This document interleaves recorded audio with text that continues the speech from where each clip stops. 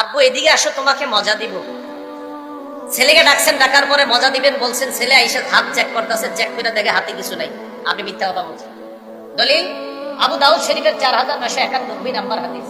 হাদিস শুনেন, আব্দুল্লাহ ইবনে আমির রাদিয়াল্লাহু তাআলা আনহু বর্ণনা, তিনি বলেন, দান্নি উম্মি রাসূলুল্লাহ সাল্লাল্লাহু আলাইহি ওয়াসাল্লাম ফি বাইতিনা, আমার আম্মা আমাকে ডাক দিয়েছেন, আল্লাহর নবী আমাদের বাসায় ছিলেন। আম্মা আমাকে ডাক দিয়েছেন, ডাক দেওয়ার পর আম্মা আমাকে বললেন, হ্যাঁ তাল ওয়াতিকা শাইআন, আব্বু এদিকে আসো, তোমাকে আমি কিছু দিমু, এদিকে আসো আব্বু কিছু দিমু। আল্লাহর নবী আমার আম্মাকে বললেন, মা আরাদতি আন তুতিয়াহি, মা আরাদতি আন তুতিহি, এই তুমি তারে কি দিতে চাও? তো কয়, হুজুর উতিহি তামারা, আমি আমার ছেলের খেজুর দিব। নবীজি কয়, সত্যি খেজুর দিবা? বুঝলেন, তুমি আসলে খেজুর দিবা? জি হুজুর খেজুর দিব।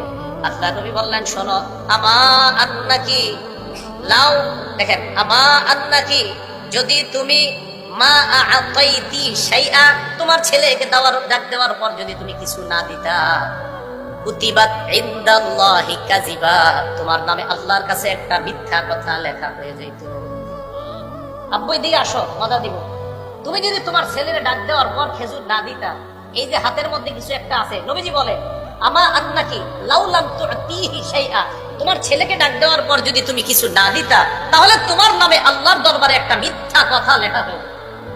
এখন সত্যি করে বলেন তো, আমাদের সমাজে অনেক ভালো মানুষরা আমরা বাচ্চাদেরকে এইভাবে ধোকাটা আমাদের দ্বারা হয়ে যায়। এটা কিন্তু করবেন না। এখন আপনারা বাচ্চারা মুরগি আর কবুতর রয়ে ধোকাটা দেন। মুরগি জবাই করার জন্য মুরগির এইভাবে ডাক দেন, হাতে আদার, মুরগি মনে করছে সত্যি আদার আছে, বেচারা আসছে, আসার পরে আপনি আদার না দিয়ে ধরে জবাই করছেন, এটা আপনি মিথ্যা কথা বলছেন।